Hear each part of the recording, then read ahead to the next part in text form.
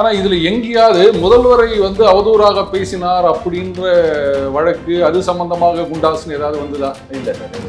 இப்போ ஒருவேளை குண்டர் சட்டம் சம்பந்தமான ஆவணத்துல முதல்வரை அவதூறாக பேசினது அப்படின்னு ஏதாவது இருந்திருக்குமோ? அப்போ இது நாள் வரைக்கும் வந்து திமுகவுக்கும் இதுக்கும் சம்பந்தம் இல்லை, ஏன்னா அப்படித்தான் இருக்கு இல்லையா? அந்த பிம்பம் உடைந்து விடும். இப்ப மட்டும் என்ன காங்கிரஸ் என்ன தனித்து இயங்குகின்றதுன்னு நினைக்கிறீங்களா நீங்க? தமிழ்நாட்டில் திமுகவுடைய ஹோல்லி ஓன்டு சப்சிடரி மாதிரி தான் நடந்துருக்கிறாங்க.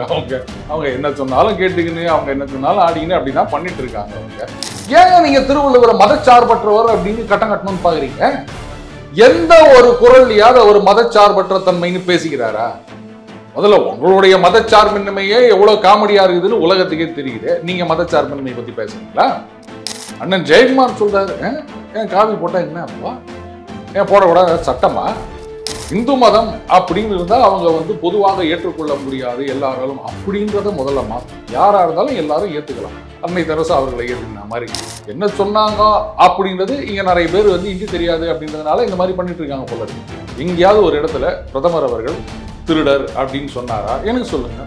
சொன்னா நானே வந்து நாளைக்கே பேசுறேன் எப்படி இந்த மாதிரிலாம் அவர் சொல்லலாம் அப்படின்னு.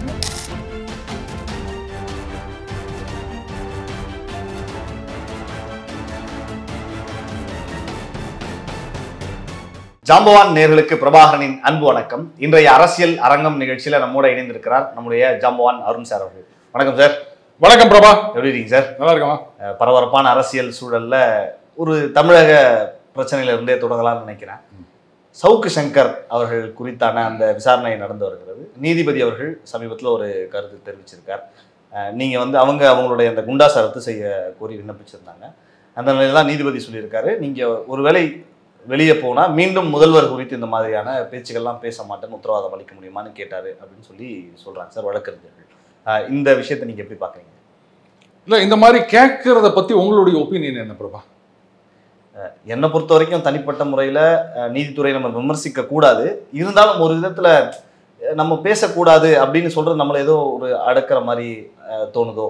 ஏன் இல்ல பேசக்கூடாதுன்னு சொல்லல, இல்ல இந்த மாதிரி தவறாக பேசுவது டிஸ்பரேஜிங் கமெண்ட்ஸ்ன்னு சொல்லியிருக்காங்க. ஸோ அதைத்தான் குறிப்பிட்டிருக்கின்றார். யாரா இருந்தாலும் வந்து பொதுவெளியில வந்து ஒருத்தர் ஒருமையில பேசுவது அதெல்லாம் வந்து தவிர்க்க வேண்டிய விஷயங்கள். தவிர்க்க வேண்டியது மட்டும் இல்லை, ரொம்ப தவறான விஷயங்கள். அதுல வந்து நாம உறுதியா இருக்கோம். ஆனா முக்கியமான ஒரு விஷயம் வந்து யாரும் கவனிச்சதா தெரியல பிரபா. இப்போ சவுக்கு சங்கர் அவர்கள் மீது குண்டர் சட்டம் போடப்பட்டிருக்கின்றது. எதுக்காக போட்டாங்கன்னு தெரியுமா? அந்த கஞ்சா வைத்திருந்த கேஸ் ஒரு பக்கம் நடந்துட்டு இருக்கு. தொடர்ந்து பெண்கள் குறித்து, மெயினா அந்த பெண் காவலர்கள் குறித்து அவதூறா பேசினாரு அப்படின்னு சொல்லி நிறைய பொய் செய்திகள்லாம் பேசினார், ஆதாரங்கள் இல்லாம பேசினார்னு இன்னொரு வழக்கு, பேருந்து நிலையம் வழக்கு ஒண்ணு போட்டாங்க. இதெல்லாம் வச்சுதான் போட்டிருக்காங்கன்னு நினைக்கிறேன். ஆனா இதுல எங்கேயாவது முதல்வரை வந்து அவதூறாக பேசினார் அப்படின்ற வழக்கு அது சம்பந்தமாக குண்டாஸ்னு ஏதாவது வந்துதா? இல்ல சார், எதுவும் வரல. இப்போ இந்த இடத்துல நீதிபதி அவர்கள் இந்த கேள்வியை கேட்கிறார் அப்படின்னா எதனால இந்த கேள்வி கேட்கிறார் அப்படின்ற ஒரு கேள்வி வருது இல்லையா? ஆக்சுவலா இது வந்து சவுக்கு சங்கர் அவர்களுடைய தாயார், அவங்க தான் வந்து கேஸ் போட்டிருக்காங்க. அப்போ அது சம்பந்தமான பேப்பர்ஸ் எல்லாம் கொடுங்கன்னு கேட்டதா ஒரு செய்தி பார்த்தேன். நீதிபதி அவர்கள் நேற்றே கேட்டிருந்தாங்க, ஆவணங்கள்லாம் சமர்ப்பிக்க. ரைட்டா? ஆவணத்துல இல்லாத ஒரு விஷயத்தை நீதிபதி அவர்கள் கேட்டிருப்பாரா? அப்போ ஒருவேளை குண்டர் சட்டம் சம்பந்தமான ஆவணத்துல முதல்வரை அவதூறாக பேசினது அப்படின்னு ஏதாவது இருந்திருக்குமோ? ஓகே, ஏன்னா அந்த ஆவணங்கள் நமக்கு தெரியாது, அதுல என்னெல்லாம் சப்மிட் பண்ணிருக்காங்க நமக்கு தெரியாது. See, for that matter நீதிபதி அவர்கள் வந்து இவருடைய வீடியோவை பார்த்திருக்கலாம், இந்த மாதிரி பேசினதை கேட்டிருக்கலாம். ஸோ அதனால இந்த கேள்வி கேட்டுறதுக்கும் ஒரு வாய்ப்பு இருக்கின்றது. ஆனால் ஆவணங்களில், குண்டர் சட்டம் சம்பந்தமான ஆவணங்களில் முதல்வரை அவதூறாக பேசினார் அப்படின்ற ஏதாவது ஒரு விஷயம் இருந்திருக்குமோ? அப்படி கேட்டு இருந்தால் அப்போ இது கொஞ்சம் ஒரு வேற மாதிரி திசை திரும்புவதாக உங்களுக்கு தெரியலையா? கண்டிப்பா இதுல ஏதோ ஒரு மாநில அரசினுடைய தலையீடு இருக்கு. இவ்வளவு நாள் எக்ஸாக்ட்லி இவ்வளவு நாள் பாத்தீங்கன்னா முதல்ல அவர் வந்து பெண் காவலர்களை அவதூறாக பேசினார், அதுக்கப்புறம் பெண்களை அவதூறாக பேசினார், ஆதாரம் இல்லாமல் பேசினார். கரெக்ட், இதெல்லாம் வந்து முற்றிலும் தவறு. இதெல்லாம் நான் இனிமே சப்போர்ட் பண்ணது கிடையாது. யாரும் ஏற்றுக்கொள்ள, நம்மளும் விவாதிச்சிருக்கோம், நம்ம ஏற்றுக்கொள்ளல, அது தவறுன்னு தான் சொல்றோம். யாரா இருந்தாலும் மரியாதை கொடுத்து மரியாதை வாங்கணும். அவ்வளவுதாங்க. எதிரியாகவே இருந்தாலும் ஏனுங்க என்னங்க இப்படி பண்றீங்க அப்படித்தான் கேட்கணுமே தவிர எடுத்த உடனே வாடா போடான்றது, ஒருமையில பேசுறது, சகட்டு மேனி பண்றது அதெல்லாம் நமக்கு சரிப்பட்டு வராதுன்னு வச்சுக்கோங்களேன். அப்போ இது வந்து அந்த தீர்ப்பின் முழு விவரம் வரும்போது தான் நமக்கு இதெல்லாம் தெரியும். பட் ஒருவேளை அந்த குண்டர் சட்டம் சம்பந்தமான பேப்பர்ஸ்ல முதல்வரை அவதூறாக பேசியது அப்படின்ற விஷயம் இருந்து அது வெளியில் வந்தால் அப்போ இது நாள் வரைக்கும் வந்து திமுகவுக்கும் இதுக்கும் சம்பந்தம் இல்லை, ஏன்னா அப்படித்தான் இருக்கு இல்லையா, அந்த பிம்பம் உடைந்து விடும். அதைத்தான் நான் முக்கியமா பார்க்கணும்னு சொல்றேன். நீதிபதி அவர்கள் அவராகவே கேட்டிருந்தாலும் அவருக்கு எல்லா விதமான உரிமையும் இருக்கு, கேட்கலாம், இவர் இது மாதிரி பேசியிருக்கலாம் அப்படின்னு சொல்லிட்டு. பட் பேப்பர்ல இருந்தது அப்படின்ற விஷயம் வெளில வந்ததுனால் குண்டர் சட்டம் தொடர்பான பேப்பர்ல அப்போ நிச்சயமா வந்து அதிமுக தரப்புல இருந்து இது ஒரு குற்றச்சாட்டை வைக்க தான் செய்வாங்க. பாத்தீங்களா, இவங்க வந்து சந்தரி சாக்குல இப்படி ஒண்ணு கொண்டு வந்து அதனால குண்டர் போட்டாங்க அப்படி வெளிப்படையா வெளியே பேசிக்கிட்டு இருந்தாலும் நமக்கு ஆதாரபூர்வமாக இந்த மாதிரி ஆவணங்கள்ல பதிவு பண்ணிருக்காங்க, நமக்கு இது வரைக்கும் கிடைக்கல. இல்ல அதுதான் நான் சொல்றேன். அப்படி இருந்திருந்தால் நிச்சயமா அதிமுக வந்து இதை யூட்டிலைஸ் பண்ணிப்பாங்க. பாத்தீங்களா இதனால தான் பண்ணிட்டாங்க அப்படின்னு சொல்லுவாங்க. சரி, அது தீர்ப்பு வரட்டும், அதுக்கப்புறம் முழு விவரம் பார்க்கலாம். இதுல என்னை பொறுத்த வரைக்கும் வந்து பேசக்கூடாதுன்னு சொல்லலை, தவறாக பேசக்கூடாது, அது யாரா இருந்தாலும். ஆனா சரி, இன்னைக்கு வந்து நீங்க சவுக்கு கிட்ட சொல்றீங்க, அப்புறம் நாளைக்கு மூங்கில் பச்சை கொம்பு அப்படின்னு யாராவது ஒருத்தர் வரலாம். எல்லாருக்கும் இந்த தடை வேண்டும். யாரா இருந்தாலும் மரியாதை இல்லாம பேசுறது, தப்பா பேசுறது, ஆதாரம் இல்லாம பேசுறது, இது எல்லாத்துக்குமே ஒரு நிரந்தர தடை வேண்டும். ஆனா எத்தனை அரசியல்வாதிகள் இதை ஒத்துப்பாங்கன்னு நமக்கு தெரியாது பிரபா.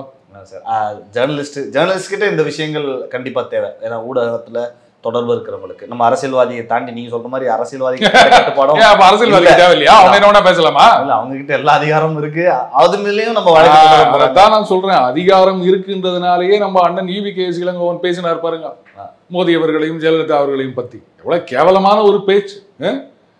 என்ன பண்றது, விவேக் ஒரு படத்துல சொல்லுவாரு, பாக்கத்துக்கு தான் யூனிவர்சிட்டி, வாயை திறந்தா முனிசிபாலிட்டி அப்படின்னு. அந்த மாதிரி அவருடைய ஸ்டேச்சருக்கு அவர் எம்பியெல்லாம் இருந்தவர் இந்த மாதிரிலாம் பேசலாமாங்க அவரு? அப்போ அரசியல்வாதிகள் என்ன ஒன்றா பேசலாம் அப்படின்னும் போது அப்போ நிச்சயமா தடை கொண்டு வரும் பட்சத்தில் தடை வரவேற்கப்பட வேண்டியது. நம்ம திருப்பி திருப்பி சொல்றது எல்லாருக்கும் வேணும், எல்லா இடத்துலையும் வேணும் அப்படின்னு. அப்போ நிச்சயமா இந்த கேள்வி வரும்.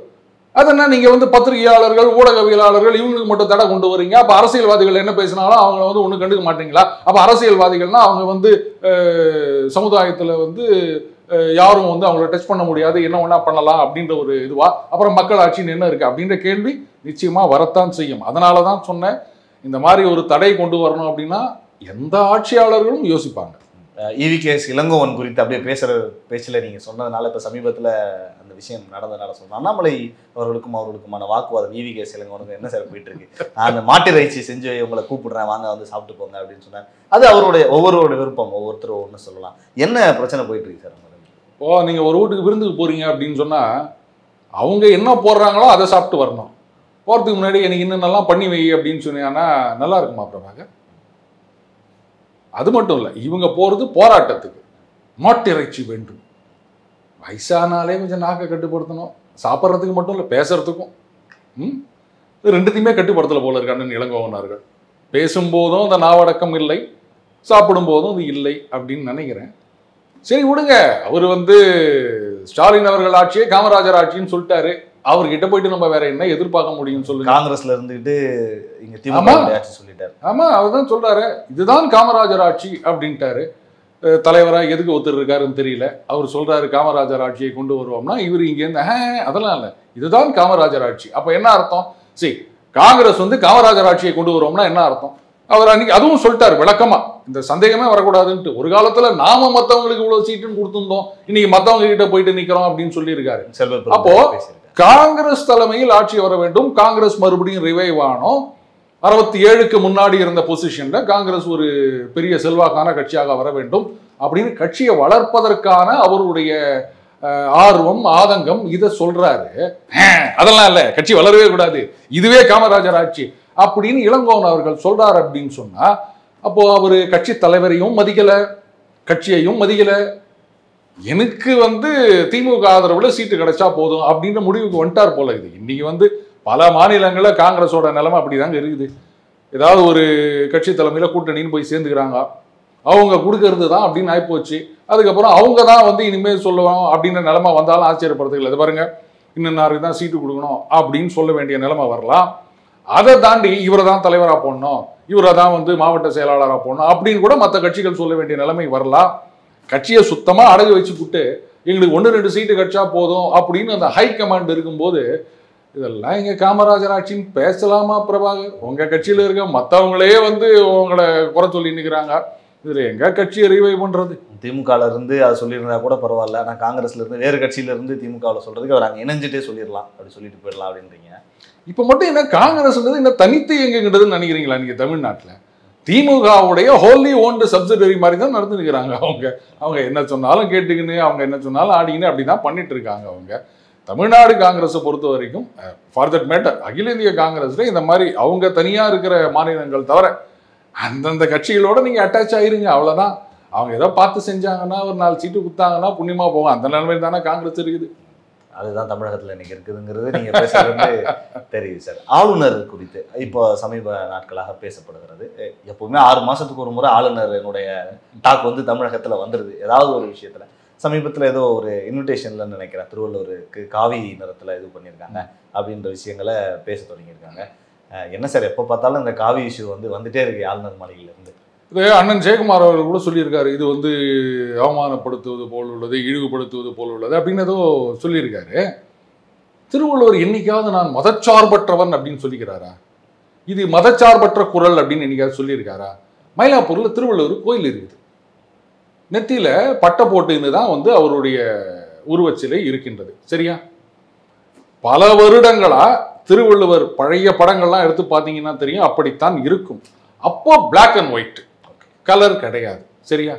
அப்போ நெத்தியில விபூதி இருக்கிறத ஏத்துக்கும் போது காவியை ஏத்துக்க மாட்டோம்னா இது என்ன லாஜிக் எனக்கு புரியலையே. ஏன் நீங்க திருவள்ளுவரை மதச்சார்பற்றவர் அப்படின்னு கட்டம் கட்டணும்னு பாக்குறீங்க? எந்த ஒரு குரல்லையாவது ஒரு மதச்சார்பற்ற தன்மைன்னு பேசிக்கிறாரா? முதல்ல உங்களுடைய மதச்சார்பின்மையே எவ்வளவு காமெடியா இருக்குதுன்னு உலகத்துக்கே தெரியுது, நீங்க மதச்சார்பின்மை பத்தி பேசுறீங்களா? அண்ணன் ஜெயக்குமார் சொல்றாரு, ஏன் காவி போட்டா என்ன அப்போ, ஏன் போடக்கூடாது சட்டமா? இல்லை, அவர் திருவள்ளுவர் அப்படிங்கிறவர் எல்லாருக்கும் ஒரு பொதுவானவர் தான், அவரை நீங்க ஏன் ஒரு அடையாளப்படுத்துறீங்க அப்படின்னு அவங்க தரப்புல இருந்து கேட்குறாங்க. இப்போ இந்தியாவை பொறுத்த வரைக்கும் அன்னை தெரசா அவர்களை வந்து எல்லாரும் தான் பொதுவாக ஏற்றுக்கிறோம். சரியா? ஆனா அவங்க வந்து தன்னுடைய மத அடையாளங்களை என்னைக்கும் விட்டு கொடுத்தது கிடையாது.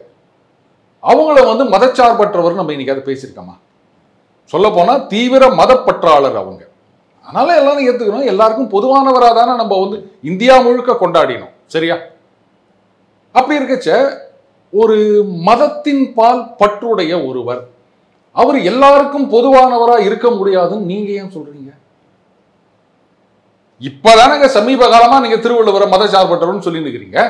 ஆனா அதுக்கு முன்னாடியே திருக்குறள் வந்து உலக பொதுமறை அப்படின்னு எத்தனையோ வருஷத்துக்கு முன்னாடி சொல்லிட்டாங்க.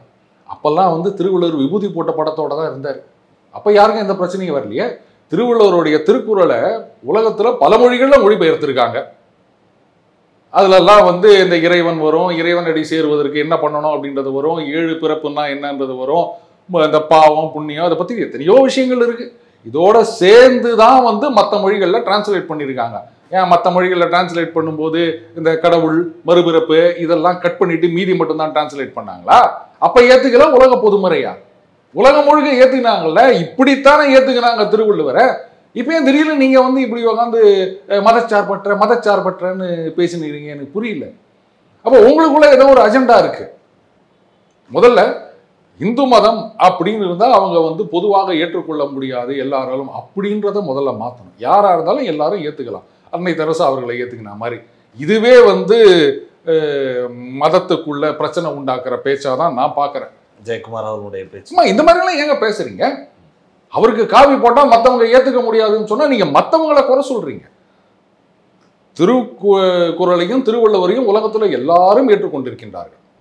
தமிழகத்தில் இருக்க ஒரு சில பேரை தவிர அவங்க தான் இந்த மாதிரி பிரச்சனை பண்ணிட்டு இருக்கிறாங்க.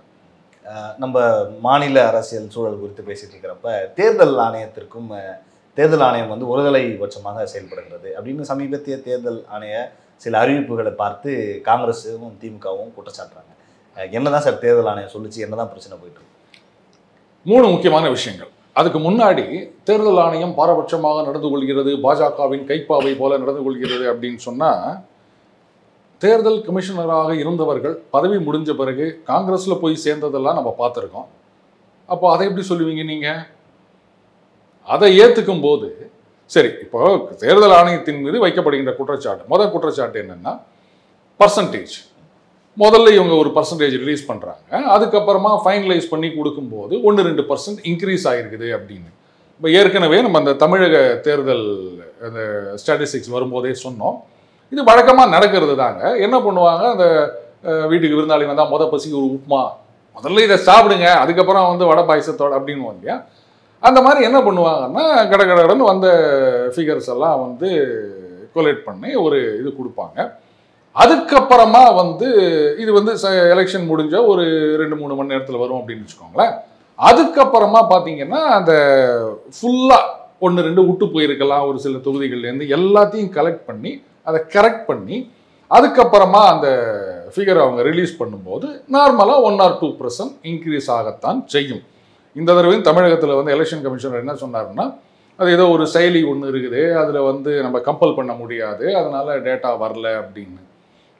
ஆனால் தமிழகத்தில் கேட்ட கேள்வி என்னன்னா, சரிங்க இப்போ ஒரு தொகுதியில் ஒரு 50 வாக்குச்சாவடி அப்படின்னு வச்சுக்கோங்களேன், அந்த 50 வாக்குச்சாவடியில் ஒரு 2 பேர் லேட்டாக கொடுக்குறாங்க, அந்த டீட்டெயில்ஸ் வரல அப்படின்னும் போது அந்த 2த்தையும் சேர்க்கும் போது இன்க்ரீஸ் ஆகும், எப்படி டிக்ரீஸ் ஆகும், இதுதான் கேட்டாங்க. சரி, இதை விடுங்க. ஆனால் இங்கே பார்த்தீங்கன்னா இந்த மேட்டர் அப்படின்றது புள்ளி கூட்டணியில் யாரும் கேட்கல, அவங்க அமைதியாக இருந்தாங்க. இப்போது தேசிய அளவில் சீஃப் எலெக்ஷன் கமிஷனர் கேள்வி கேட்குறாங்க. முதல் கேள்வி என்னன்னா, நீங்கள் பர்சன்டேஜில் தான் ரிலீஸ் பண்ணுறீங்க, ஆக்சுவல் ஃபிகர்ஸ் சரி இப்போ உத்தரப்பிரதேசத்தில் 10 தொகுதிகளில் 53% வாக்குப்பதிவு அப்படின்னு சொன்னால் பர்சன்டேஜோட நிற்காதீங்க, எவ்வளவு ஓட்டுகள் இத்தனை கோடி வாக்குகள் பதிவாகுன அப்படின்ற ஃபிகர் வேணும், அந்த எண்ணிக்கை வேணும், நம்பர் வேணும் அப்படின்னாங்க. இதுக்கு தான் சுப்ரீம் கோர்ட்டுக்கும் போனாங்க, கோர்ட்டில் கிளீனாக சொல்லிட்டாங்க. இது ஆன்கோயிங் ப்ராசஸ். இன்னும் சொல்ல போனால் தேர்தல் நடக்கும்போது தேர்தல் சம்பந்தமான விஷயங்களை கோர்ட் என்டர்டெயின் பண்ண மாட்டாங்க பொதுவாக. அதெல்லாம் தேர்தல் முடிஞ்ச பிறகு, ஏன்னா தேர்தல் சீஃப் எலெக்ஷன் கமிஷனர் அப்படின்றவர் ஒரு கான்ஸ்டிடியூஷனல் போஸ்ட்டுங்க அது.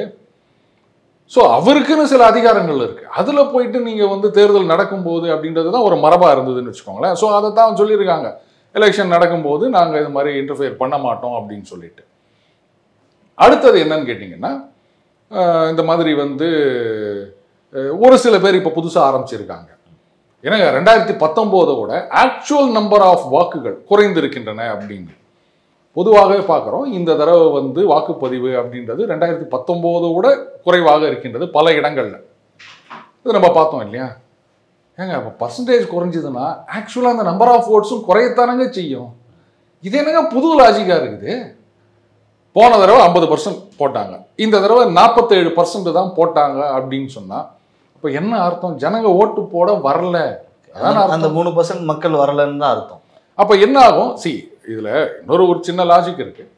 2019 லெட்டஸ்ஸே 100 பேர் இருக்காங்கன்னு வச்சுக்கோங்க, அதில் 60% வாக்குகள் பதிவாகின அப்படின்னா 60 பேர் ஓட்டு போட்டிருக்காங்கன்னு அர்த்தம்.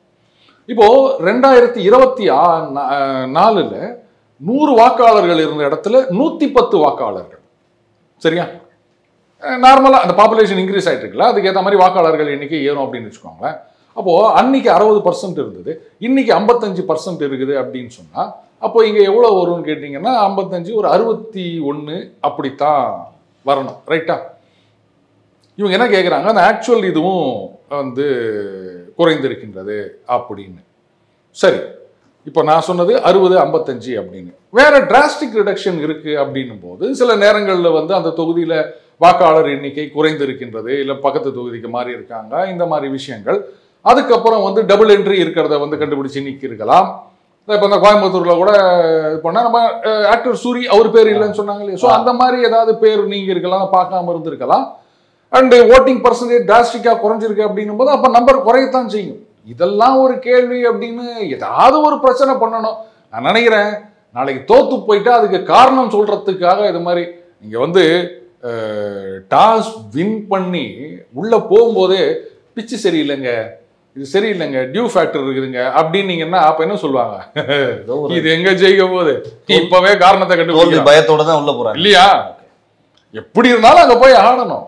மேட்ச் முடிஞ்ச பிறகு போஸ்ட் மேட்ச் செஷன்ல அப்போ நீங்க பதில் சொல்லணும். ஸோ அதுக்கான காரணங்களை இப்ப இவங்க வந்து நிறைய பேர் தயார் பண்ணிட்டு இருக்காங்கன்னு நினைக்கிறது. காங்கிரஸ் தயார் பண்றாங்களோ இல்லையா, வந்து மற்றவங்க எல்லாம் பார்த்தீங்கன்னா நாங்க உங்களுக்கு காரணம் கொடுக்குறோம் அப்படின்னு நிறைய பேர் இந்த மாதிரி சமூக சேவை பண்ணிட்டு இருக்காங்கன்னு நினைக்கிறேன் பிரபா. ஓகே, காங்கிரஸ் தவிர்த்து மற்றவங்க எல்லாம் வேற என்ன பண்றது? ஓகே, அதே மாதிரி சார் காஷ்மீர்ல வந்து பாஜக போட்டியிடாதது. ஏன்னா காஷ்மீருக்கு ஒரு தனி இது கொடுத்த பிறகு ஆர்டிகல் 370 எல்லாம் வந்த பிறகு அங்கே வந்து பாஜக வந்து போட்டியிடலை, இந்த நாடாளுமன்றத்தில் இந்தியா முழுக்க போட்டிடுது அப்படிங்கிறது விமர்சித்து பேசுகிறாங்க. அப்போ ஒரு பயம் இருக்குது பாஜகவுக்கு காஷ்மீரில் போட்டிடுறதுக்கு அப்படின்னு ஒரு கருத்து பரவலாக பேசப்படுது சார். அதை பற்றி என்ன நினைக்கிறீங்க? இப்போது விரைவிலேயே காஷ்மீரில் சட்டமன்ற தேர்தல் நடைபெற வேண்டும். அப்போ என்ன ஜம்மு பகுதியில் மட்டும்தான் போட்டியிடுவாங்களா பாஜக? காஷ்மீர் பகுதியில் போட்டியிட போகிறது இல்லையா? அப்புறம் எப்படி நீங்கள் ஆட்சியை பிடிக்கிறது? அங்கே என்னன்னு கேட்டிங்கன்னா ஒரு டாசிட் அண்டர்ஸ்டாண்டிங்னு சொல்லலாம். ஓட்டு சிதறாமல் இருக்க வேண்டும் அப்படின்றதுக்காக வந்து இவங்க ஒரு தொகுதியில் மறைமுகமாக, ஒரு தொகுதியில் வந்து அப்படி கொஞ்சம் அந்த அளவுக்கு தெரியாமல் வெளிப்படையாக அங்கே வந்து இந்த நேஷனல் கான்ஃபரன்ஸ் எதிர்த்து போட்டியிடுகின்ற வேட்பாளர்களுக்கு வந்து அவங்க ஆதரவு தெரிவித்திருக்கின்றார்கள். அதனால தான் வந்து அவங்க போட்டியிடலை அப்படின்னு வச்சுக்கோங்களேன். ஸோ இதை வந்து பயந்துட்டாங்க அப்படின்லாம் சொல்ல முடியாது. ஏன்னா சட்டமன்ற தேர்தல் வரும்போது முழு மூச்சாக இறங்குவாங்க. காஷ்மீரில் ஆட்சியை பிடித்தே தீர வேண்டும் அப்படின்னு அவங்க இருக்காங்க. அடுத்தது இந்த டீலிமிட்டேஷன் அதெல்லாம் வேற இருக்குது. ஸோ நிச்சயமாக அது நடக்கும். இது வந்து ஒரு ஸ்ட்ராட்டஜிக் டிசிஷன், அவ்வளோதான், பயம்லாம் கிடையாது. அங்கே வந்து வேறு சில வேட்பாளர்கள் இருக்காங்க. ஓட்டு ஸ்பிளிட் ஆகக்கூடாது, நேஷனல் கான்ஃபரன்ஸ் தோக்கணும், அந்த ஃபரூக் அப்துல்லாவுடைய மகன் ஒமர் அப்துல்லா அவர் தோக்கணும் அப்படின்றதுக்காக இந்த மாதிரி அவங்க ஒரு அரேஞ்ச்மெண்ட், வேற ஒன்றும் கிடையாது சார். அதனை தொடர்ந்து நம்ம ஒரு பெரிய விஷயம் கடந்த வாரங்களில் பேசப்பட்ட பொருளாக இருந்தது என்னன்னு பார்த்தீங்கன்னா, மு.க. ஸ்டாலின் அவர்கள் இங்கே இருக்கக்கூடிய முதலமைச்சர் பிரதமரை பார்த்து குற்றம் சாட்டியிருந்தார். தமிழர்களை பிரதமர் வந்து திருடர்கள் அப்படின்னு சொல்லிட்டாரு. அமித்ஷாவும் பிரதமர் நரேந்திர மோடி அவர்களும் தமிழர்களை வந்து திருடர்களோடு ஒப்பிட்டு பேசிட்டாங்க அப்படின்னு ஒரு கருத்து சொல்லியிருந்தாங்க சார். ஒடிசா விஷயத்தில் அந்த விஷயங்கள் நடந்திருந்தது. அப்படியா சார்? அப்படி தான் பேசினாங்களா அந்த எண்ணத்தோட? என்ன பேசினாங்க, இங்கே என்ன பேசப்படுது? உங்களுக்கு ஹிந்தி தெரியுமா? தெரியாது சார். எனக்கும் தெரியாது. ஆனால் அவர் என்ன சொன்னார், சாவி காணாமல் போச்சு, அது தமிழ்நாட்டுக்கு போயிடுச்சின்னு சொல்கிறாங்க அப்படின்னாரு. இதை எப்படி நீங்கள் திருடர்னு சொல்கிறீங்க? எனக்கு புரியல. இதில் எங்கேயாவது வந்து திருடி எடுத்துகிட்டு போயிட்டாங்கோ அப்படின்னு சொன்னாரா? முதல்ல இன்னொரு விஷயம் நல்லா யோசிங்க. ஒடிஷாவில் ஒரு சாவி காணாமல் போயிடுச்சு அப்படின்னு சொன்னால், அப்போது அந்த சாவி தொலைந்து போயிருக்கலாம், இல்லை யாராவது தெரியாமல் எங்கேயாவது கிணத்துலையோ இல்லை குளத்துலையோ போட்டுட்ருக்கலாம், இல்லை யாராவது மறந்து போய் வேற எதிலையாவது வச்சு எடுத்துகிட்டு வந்திருக்கலாம், இல்லை வேணும்னே கூட சில பேர் எடுத்துகிட்டு வந்திருக்கலாம். சரியா? அப்போது அங்கே இதெல்லாம் செஞ்சது அந்த ஊருக்காரங்களாக தானே இருக்க முடியும். நீங்கள் ஏன் தமிழர்கள்னு எடுத்துக்கிறீங்க? சரிங்க, தெரியாமல் வந்து வேற ஒருத்தர் பையில வச்சுட்டாங்க, அவர் நேரம் வந்து ராமேஸ்வரத்துக்கு வந்துட்டாரு, அதனால தமிழகத்துக்கு போயிடுச்சு, இப்படி கூட எடுத்துக்கலாமே. எப்படி வேணா சொல்லலாம். அந்த 5 லட்ச ரூபா மாதிரி தான் இந்த மாதிரி ட்விஸ்ட் பண்ணிட்டு இருக்கிறது. என்ன சொன்னாங்க அப்படின்றது இங்கே நிறைய பேர் வந்து ஹிந்தி தெரியாது அப்படின்றதுனால இந்த மாதிரி பண்ணிட்டு இருக்காங்க போல இருக்கு. எங்கேயாவது ஒரு இடத்துல பிரதமர் அவர்கள் திருடர் அப்படின்னு சொன்னாரா? எனக்கு சொல்லுங்க. சொன்னால் நானே வந்து நாளைக்கே பேசுகிறேன் எப்படி இந்த மாதிரிலாம் அவர் சொல்லலாம் அப்படின்னு. அந்த மாதிரி வார்த்தையை அவர் உபயோகப்படுத்தலை. நீங்களா வந்து ஐயோ திருடன் திருடன் திருடன் அப்படின்னு சொல்லியிருந்தா, திருடன் உடனே எனக்கு என்ன தெரியுமா ஞாபகம் வருது?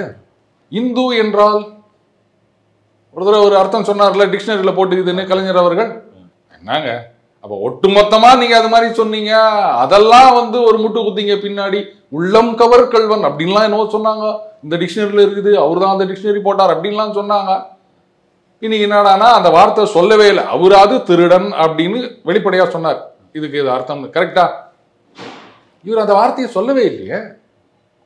அப்புறம் இதுக்கு போயிட்டு திருடன் திருடன் திருடன் திருடன் சொல்லியிருந்தா என்ன? அங்கே ஒரு அரசியல் சூழல் இருக்குல்ல சார். இப்போ ஒடிசாவை பொறுத்த வரைக்கும் அங்கே ஒரு பவர் சென்டராக ஒரு தமிழர் விஆர்எஸ் வாங்கிட்டு ஒரு ஐஏஎஸ் ஆஃபீஸர் இருக்கார்.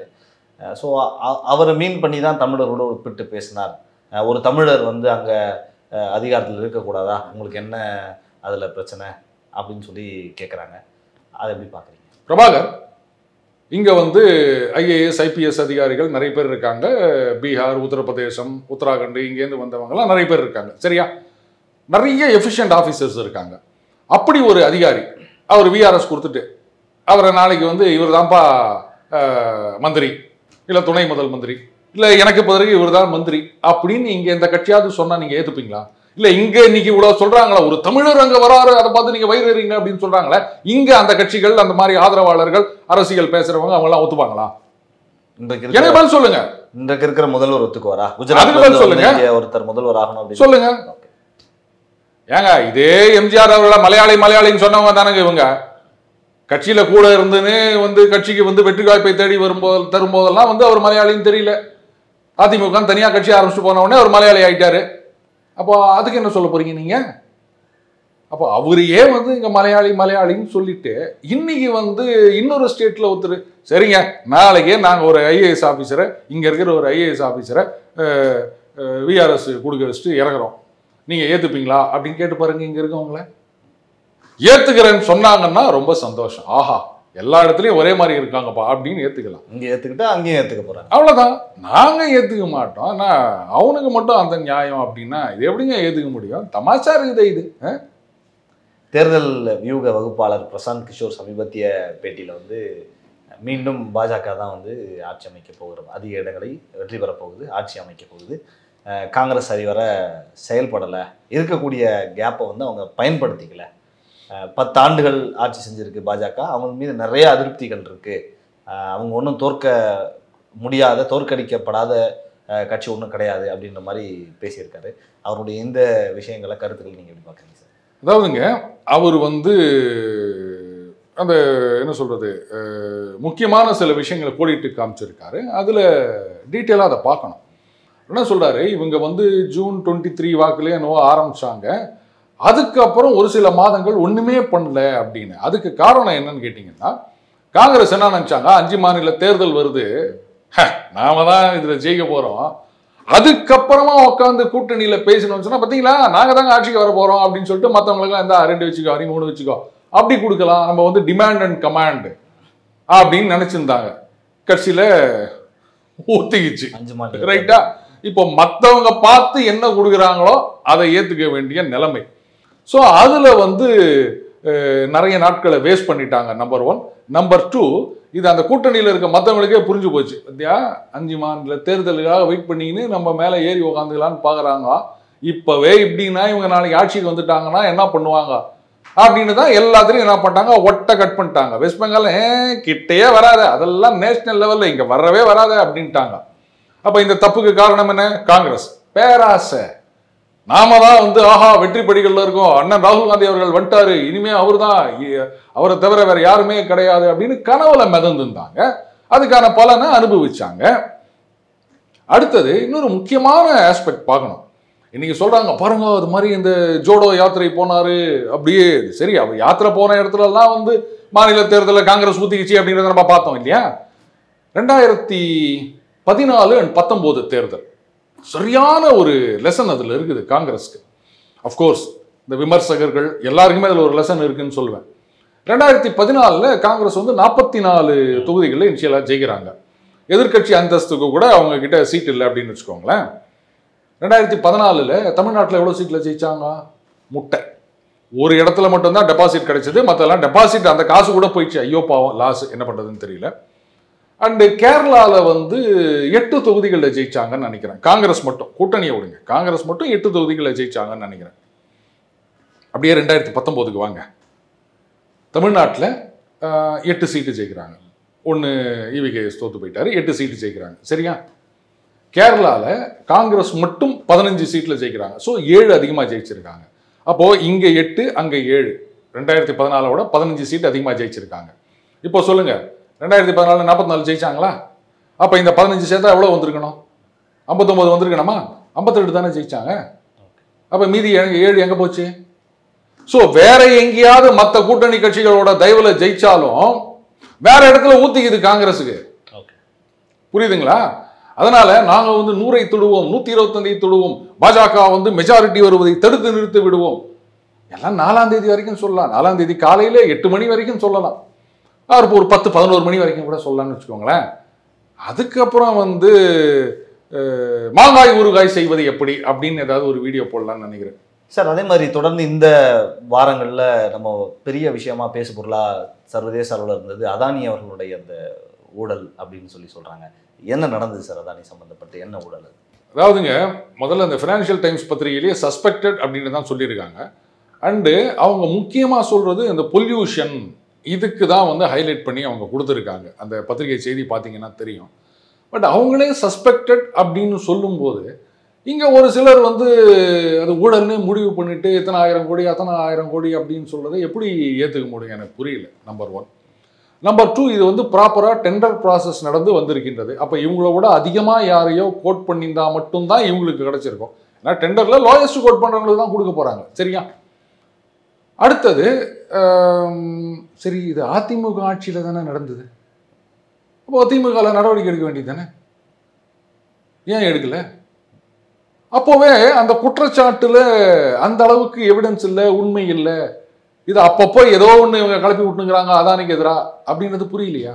என்ன கோவம் சார்? அதானிக்கு அரசியல் பண்றவங்களுக்கு எதிராக பேசுறது வேற, ஆனால் அதானிக்கு எதிராக பேச வேண்டிய விஷயம் என்ன? அதான் அண்ணன் அதிரஞ்சன் சௌத்ரி சொல்லிட்டாரு, எங்களுக்கும் காசு கொடுத்தா நாங்களும் பேசாம இருப்போம் சொல்லிட்டாருல. இதுக்கு மேல ஒருத்தர் எப்படிங்க ஓப்பனா சொல்ல முடியும்?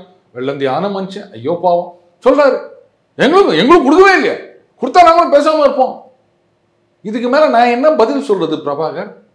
இல்லை, அவ்வப்போது அதானி அவர்களையும் பாஜக அவர்களையும் மோடி அவர்களையும் தொடர்ந்து பற்றி பேசிக்கிட்டே இருக்காங்க.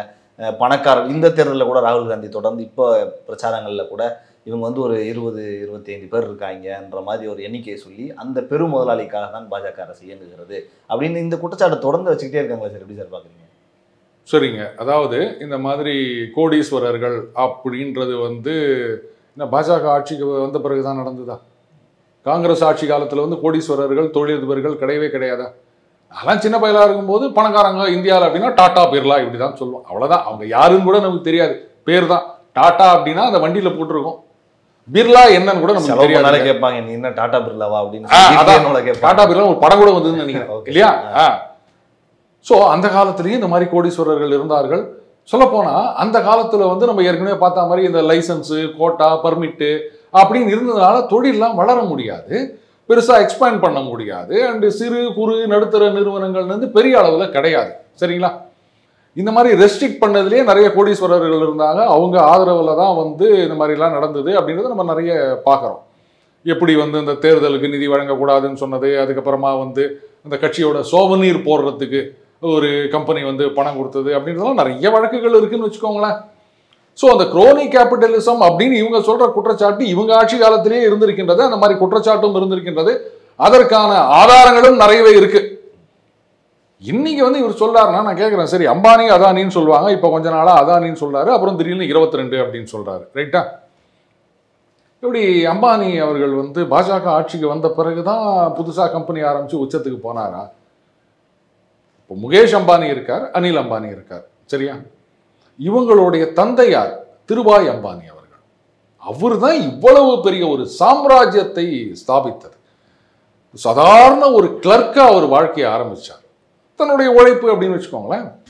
பட் அவரு அந்த தொழில் அதெல்லாம் வந்து மேலே கொண்டு வர காலகட்டத்திலேயே இந்தியன் எக்ஸ்பிரஸில் அருண் ஷோரி அண்ட் கரண் தாப்பர், பிரசாந்த் கிஷோர் அவர்களோட இது பண்ணியிருந்தார் இல்லையா, அந்த கரண் தாப்பர் இவங்கள்லாம் சேர்ந்து அரசாங்கம் வந்து எப்படி இந்த ஒரு குறிப்பிட்ட நிறுவனத்துக்கு ஆதரவாக அண்டு நஸ்லிவாடி ஆஃப் பாம்பே டையிங் அவருக்கு எதிராக நடந்து கொண்டிருக்கின்றது அப்படின்னு நிறைய கட்டுரைகள் எழுதியிருக்காங்க. அதுதான் உண்மையான இன்வெஸ்டிகேட்டிவ் ஜேர்னலிசம்னு நான் சொல்லுவேன். அப்போ இதுக்கெல்லாம் அவர் என்ன பதில் சொல்வார்? ராகுல் காந்தி அவர்கள் இதெல்லாம் எனக்கு தெரியாது, நான் சின்ன பையன்லாம் சொல்ல முடியாது, ஏன்னா என்னை விட ஒரு வயசில் மூத்தவருங்க. ப்ளஸ்ஸு இந்திரா காந்தி அவர்கள் பிஎம்ஆ இருக்கும்போது, ப்ளஸ் ராஜீவ் காந்தி அவர்கள் பிஎம்ஆ இருக்கும்போது அப்போல்லாமே நான் பார்த்துக்கிறேன் சிஸ்டம், இந்த சிஸ்டம் எப்படி இருந்தது அப்படின்னு சொல்லியிருக்காரு. அப்போ சின்ன வயசுலேயே சிஸ்டம் எப்படி இருக்கு அப்படின்னு தெரிஞ்சவருக்கு இந்த விஷயம்லாம் தெரியாதா? ஏன் அந்த காலத்தில் பத்திரிகைகளில் வந்த செய்தியெல்லாம் அவர் படிச்சதே கிடையாதா? இது என்ன பதில் சொல்ல போறாரு? அதிரஞ்சன் சௌத்ரி வெளில சொல்லிட்டாரு, இவர் வெளில சொல்லலைன்னு நினைக்கிறேன். அதான், வேற ஒன்றும் கிடையாது. ஓகே சார், உங்களுக்கு நிறைய வேலைகள் இருக்கும். சவுக்கு சங்கர் தொடங்கி சர்வதேச நிகழ்வுகள் வரைக்கும் நம்ம பேசிட்டோம்னு நினைக்கிறேன் சார். ஜாம்பவான் நேயர்களுக்காகவும் இந்த பிரபாகரன் சார்பாகவும் என்னுடைய மனமார்ந்த நன்றிகளை உங்களுக்கு தெரிஞ்சு சார். தேங்க்யூ. நன்றி பிரபாகர், நன்றி.